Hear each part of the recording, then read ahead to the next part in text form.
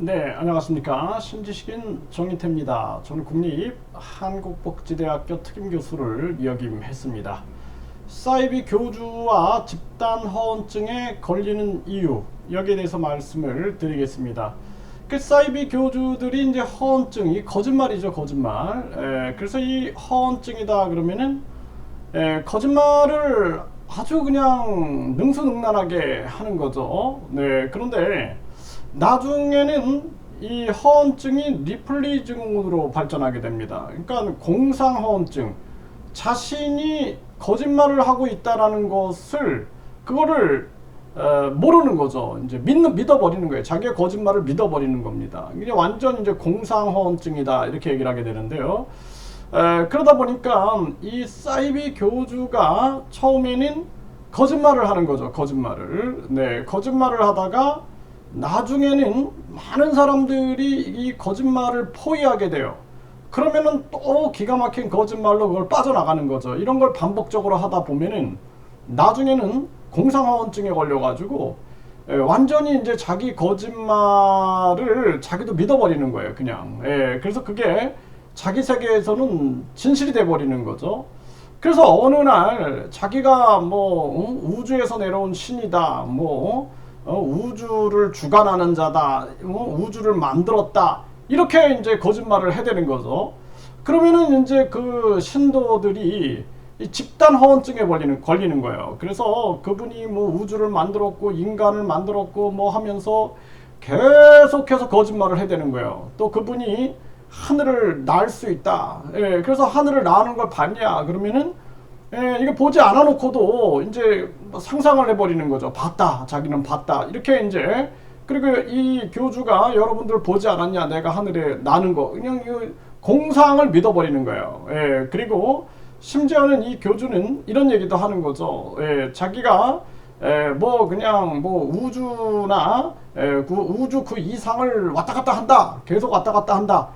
그런 거를 본 사람이 많이 있다.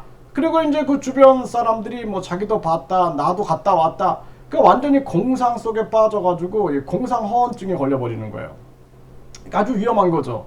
그리고 이들이 이 집단 허언증에 걸리는 이유가 이게 완전히 절대 복종 속에서 나오는 겁니다. 그래서 이 사이비 교주들은 항상 자신을 숭배하게 만드는 거죠. 우상 숭배화하게 하고 신격화시키는 게 절대 복종을 시키기 위해서 하는 거예요. 절대 복종.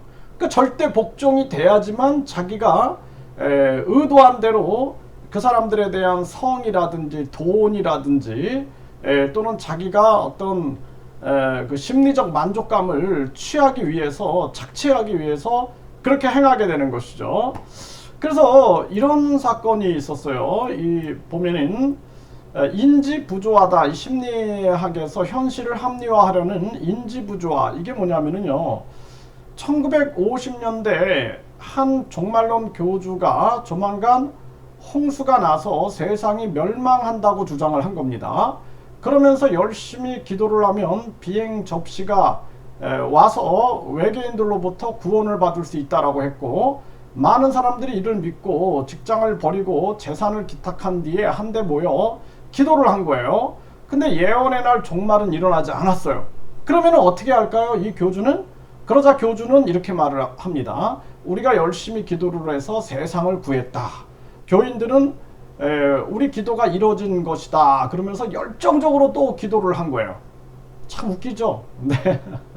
네. 그래서 결국에는 이 교주는 절대 복종, 그리고 이 많은 사람들은 이 신도들 또한 이들은 이미 가족들로부터 외면을 당하고, 사회로부터 외면을 당하고, 직장으로부터 외면을 당하고 돌아갈 데가 없습니다.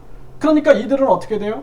자기들이 믿는 신념이 맞다라고 계속 이거를 주장을 해야 돼요.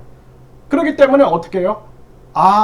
내가 이것을 저 교주가 거짓말을 했구나, 이게 아니라 맞아 계속 맞아 내 신념도 맞았고 저분의 그 신도 맞았어, 이렇게 하면서 계속 이렇게 자기 합리화를 시켜나가는 거예요. 이걸 인지부조화라고 합니다. 인지부조화. 그래서 패스팅거는 이러한 상황을 인지부조화라고 말하고 있어요. 그래서 자신의 행동이나 태도에 모순이 있다는 것을 인식하게 될 때 이를 인정하기보다는 그 행동이나 태도를 끼워 맞춰서 불편한 마음을 줄이는 심리 상태다라는 거예요. 만약에 내가 속았다고 생각하면 무너지죠. 그렇죠? 내 가족들한테 너무 미안하겠죠. 그러니까 그때 계속 합리화시키는 거예요. 맞아. 우리가 기도를 열심히 해서 종말이 안 왔어. 내가 재산 다 갖다 바친 게 옳았어. 계속 자기 합리화를 시키게 되는 거죠. 그래서 내가 믿는 것과 현실이 다른 것으로 나타났는데 이를 인정하면 그 충격이 너무 커서 견딜 수가 없는 거예요. 그러니 상황에 맞춰서 내 믿음을 수정해 자기 합리화를 꾀하는 거예요. 그래서 내가 세계 통일을 하고 세계 황제가 된다, 뭐 내가 세계 대통령이 된다. 그게 뭐 예를 들어서 2021년이다. 그랬는데 그날 안 됐어. 그러면 어떻게 돼요? 인간들이 타락해서 이게 2040년으로 미뤄졌다. 또 희망 고문을 하기 시작하는 거예요. 그때 이 신도들은 집단 허언증에 걸리는 거예요. 합리화시키는 거죠. 그래 내 믿음이 옳았어. 2040년엔 돼 하면서 또 이렇게 계속해서 희망 고문의 피해자가 되게 되는 거죠. 그래서 이러한 부분들이 인지 부조하다라는 거예요. 그래서 엄청난 사교육비를 투입해서 아이를 공부시켰는데 수능 성적이 좋지 않게 나왔어요. 그러면 학원이나 내 아이를 탓하기보다는 수능이 어렵게 나왔다, 이렇게 합리화를 시켜버리는 거예요. 네, 이게 이러한 모습인 겁니다.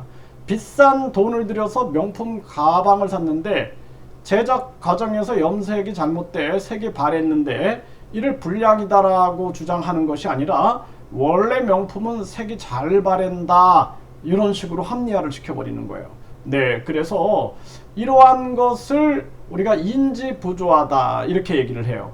그래서 증권시장에서 주가가 오르면 경제지의 판매 부수가 늘어나고 주가가 떨어지면 판매 부수도 떨어지는 현상이 벌어지는 거예요. 투자자들이 자신의 판단은 맞았지만 경제지가 헛된 정보 때문에 투자 판단을 그르쳤다, 신문을 끊어버린 거예요. 그러니까 이렇게 핑계를 다른 쪽으로 내버리는 거죠. 그래서 항상 이런 사이비 교주들은 심지어는 자기가 뜻을 이루지 못하면 남 탓을 하는 거예요. 항상 누구 때문에 그랬다, 뭐 예를 들어서 국민들이 IQ가 낮아서 그랬다, 국민들이 멍청해서 그랬다, 이런 식으로 계속해서 남 탓을 하면서 빠져나가게 되고 그 집단 허언증에 걸린 그 집단은 그걸 믿어버리는 거예요. 그러니까 더 어떻게 되겠어요? 반사회적 단체가 되고 더 고립이 되는 거예요. 더 고립이 돼가지고 나중에는 완전히 자신들이 고립되고 자기들만의 세상에 빠져가지고 완전히 자폐적 상황, 스스로 닫아버린 상황으로 가버리는 거죠. 근데 이게 굉장히 안타까운 일이다. 그래서 인지 부조화에 대해서 말씀을 드렸습니다.